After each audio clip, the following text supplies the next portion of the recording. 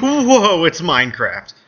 What's going on, everyone? Robonaut92 back with some more Minecraft. So, there have been a lot of pretty awesome snapshots lately, and a lot of them have to do with leveling up and XPs and mobs and whatnot. So I thought this would be a good opportunity to go through kind of an innovative but kind of obvious idea that I came up with for a mob spawner that is also an XP farm. And I thought this would be a good opportunity to explain it. So welcome to my sky mushroom, giant cobblestone monstrosity in the sky that is a mob spawner. So I figured, yeah, this would be a good opportunity to go kind of go through what a mob spawner, what makes mobs spawn, I guess, and to see why this setup actually works really well for not only leveling up, because I mean I'm up to level 21 and I haven't really done much of anything, and how you can get either XP or you can just let it sit and you can get a crap ton of items just by doing whatever. So let's begin. I have a 2-level system. I'll come back down to the second level in a second. But what happens is I can have mobs spawn on either level and lead them for the water that I have in each corner to a hole that leads down to a second water path down there. We'll light this up real quick. So any mobs that spawn down here or up here can collect over here and then make their way over to the water or something, and then fall down here, land in the water. Oh god. Ow. And land down there. Okay, wasn't trying to do that. Let me head back upstairs. I planned this out and everything. It doesn't. Okay. So let me go through a couple of a couple of the things that I thought were very specific to mobs spawning in my giant mushroom. First thing is mobs spawn in the dark. That should be pretty obvious. So this entire room is enclosed. Usually this is enclosed. I'll actually go in and close it now. So we'll have some mob spawns during the duration of the video. But they do spawn in the dark. That's why they spawn at night. And they don't spawn in the morning and everything. So usually this is all darkened up and then they can spawn on both levels. It works pretty easily. Number two. Mobs will spawn in a lot of blocks like cobblestone. I figure since a lot of people do a ton of mining to find, you know, all their diamonds, that there's a lot of cobblestone left over that you could use to build a pretty decent mob spawner. Now they will spawn normally on cobblestone. They'll spawn on dirt and sand, but they won't spawn on water or lava or stuff like that. That's basically it. There's really like water and lava that they won't spawn on. They'll spawn on basically everything else. So if you just have a lot of cobblestone, just use that. It's pretty easy. Dirt may have a little bit of trouble being lit up. I was on a server and the dirt like didn't get the room dark enough. It was really weird. That may have been the server, but cobblestone works 9 times out of a million. Wait, no, 100. It works. It just works. Just trust me on this one. Okay.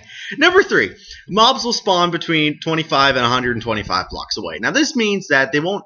Since I'm in here, even though it's lit, if it was dark, no mobs will spawn in here because I'm in here. If I was outside of it, there's a very good chance that a mob will spawn somewhere in here at any given time. Since I made my mob spawner about 20 blocks by 20 blocks, maybe 22 with the walls. So if I'm anywhere away from the mob spawner, then it'll spawn.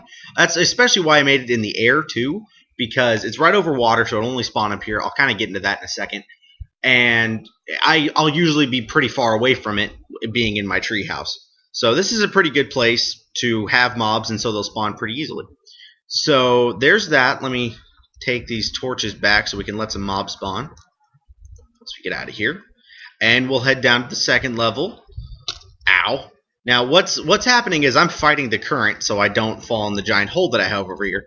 Because that's one main design of this is there's water guided up on top and down here, so they go into a hole. So what'll happen is the mobs can't fight current, so they can't jump up if they're in a current. So they'll fall down this hole and fall 24 blocks to their death. So that's a pretty important part of this mob spawner. I'll kind of talk about it when I get down to the collection center, I guess. So, but the big thing about this, this area, what I wanted to get to, why this mob spawner works so well is number 4. Mobs will spawn under the best local conditions. Now, I have an example, and we'll go back over to my treehouse so we can tell that why this mob spawner works as well as it does because of its placement, and it's in the air and a bunch of stuff. So let's head over there. I'll close this off and I'll meet you over at my enchantment table. Okay, now we're at my little enchantment island. And I thought the bookshelves with an enchantment table made a really, really good analogy for how the mob spawner, that my mob spawner specifically, works. What I meant by best local conditions is mobs can spawn anywhere in a column of area, I guess, of blocks. Like, let's take the top area of my mob spawner, for example. So it's like 20 by 20, like the floor plan. And we'll say that this top bookshelf is that 20 by 20, and all of that land, or all of that stuff, blocks, air blocks, or whatever you want to call it, above ground. Like the top level of ground, we'll say that. And then this bottom bookshelf is underground. Everything underground all the way to bedrock. So, okay, you can tell from this that the funky letters that make the enchantment table work. They're coming out from both. They're coming out from both. Now, the top is just open air, ground, and water, and whatever, like we have out in my little area over here. And the bottom bookshelf can be just solid, or it could be have a bunch of cave systems, like this one right here. Here. So, let's say that I did have a bunch of caves underground in this little area of underground right here. If I lit it all up with a torch, now the only place that mobs are going to be coming or spawning in is this top block, or basically just where my mob spawner is. So all the caves, I mean, it's sufficiently lit up because they won't spawn in the sunlight or light, torch lights or whatever. Or I could just take this bookshelf away and replace it with cobblestone, so there's no caves, it's just completely solid. So in that case, the only places that mobs are going to spawn is this bookshelf on top. So that's kind of the setup I have for my mob spawner. Is it's over water, so nothing else is going to spawn in the water right above the mushroom. And underground, I was fortunate enough to not have any caves that I had to light up entirely right under it. So it's just solid. It's kind of like what I have set up right here. So the only places that mobs are going to spawn is above ground in the mob spawner. So that's kind of why it works so well. So I'm going to head back over to the collection area and explain that a little bit. Okay, we are at the bottom of my mob spawner, and it's been a couple minutes since it's been a couple minutes, so figured it would be good time to talk about number 5, the rest of the mob spawner. Mob spawners, excuse me, need a collection area for drops and some method of killing these things. So this is kind of the setup that makes my mob spawner a little bit different. That I can switch it between a an item farm or an XP farm. So, but because it is a little delicate with some of the creepers, basically, I made a little tower over here to check what is going on up there. And all I see are creepers. Okay. Well, what I'm going to do is I'm going to show you guys why I made that tower, basically, and why this could be really useful, especially if there are a bunch of creepers. Now, when I was making this, it does spawn a ton of creepers, and they still blow up cobblestone. So this is kind of nice, especially if you have a ton of creepers up there. So what is going on right now is there are sticky pistons that are making a floor, and I'll kind of go in, or I'll show you in a second.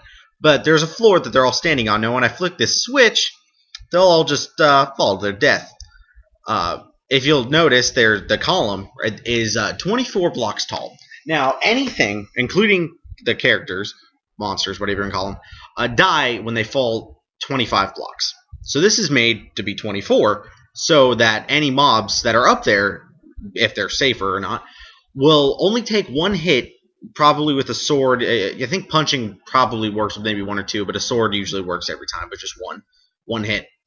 And I'll show the setup. But in the case that I don't want to risk blowing the setup up, I flick this switch and everything dies, which is kind of nice.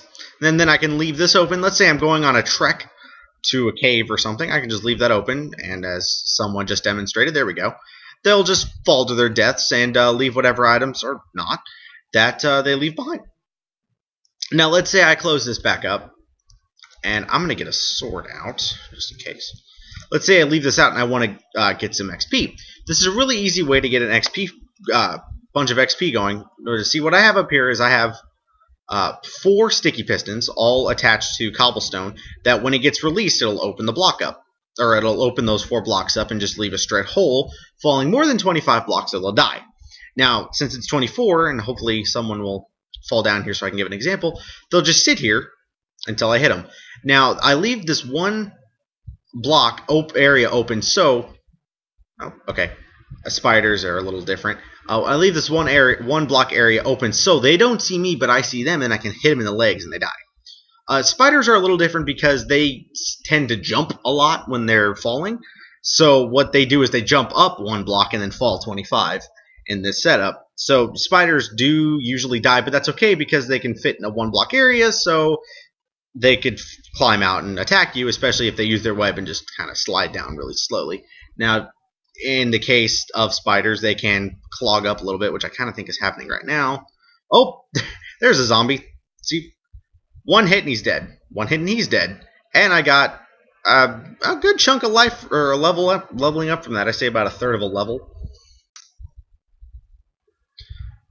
Okay, that was close. So yeah, it is just pretty easy to just walk around to each of these little corners and pick up whatever items happen to drop. And any XP will just usually just go straight to you, and in that case, the creepers can explode just randomly from falling, so you have to be really careful of those. But, I mean, it works really well for skeletons and zombies, and creepers usually, if they don't see you, there is the occasional one that's going to be like, oh, and spiders. That looks like a skeleton rider, but whatever. That's rare. So I mean, just from what I've been doing for the last minute or two, I've gotten all of those items that you see in there: 7 gunpowder, 5 rotten flesh, 4 strings, an arrow, and a bone. And from my setup, I've gotten all of this, including 3 bows. I know one time I got a power 1 bow, which is extremely rare, but I mean this is great for just this one spawner. And I mean, it hasn't been up for very long, but it works really well. So, and probably another stack of arrows now that I think about it, because I used them.